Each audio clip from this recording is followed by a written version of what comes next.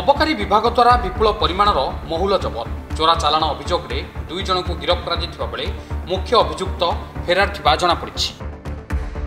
अभियुक्त 2 जन हेले खुंटा थाना अंतर्गत आनंदपुर अंचल शिखर सिंह और करकचिया अंचल चित सिंह।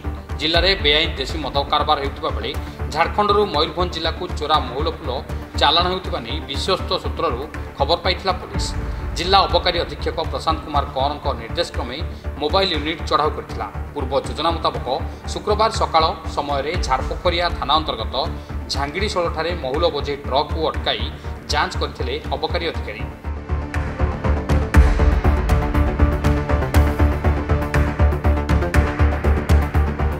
एक ट्रक रु 72 क्विंटाल महुल जबत कर जार आनुमानिक मूल्य 10 लाख टंकार ऊर्ध्व हेबो बोली जनापड़ी।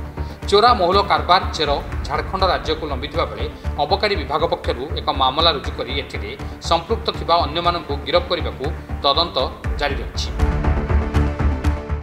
आम आज गोटे विश्वसूत्र खबर पाइलु झारखंड अंचल गोटे गाड़ी महुल धरिकी आसुथार खबर पाइलु जार registration number UD 11H 6322 Tata truck सेटा धरिकी आसुवा समय खबर पाइलु झारपोखरिया थाना अंचल से अंचल आम अटकू छकरे की अंगड़िया छकरे की से छकरे की अटका द्वारा ता पाखु आम 72 क्विंटाल जहाँकि 180 बस्ता पाखे की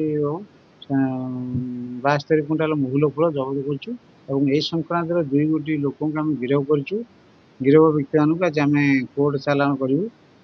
कोर्ट चालाण से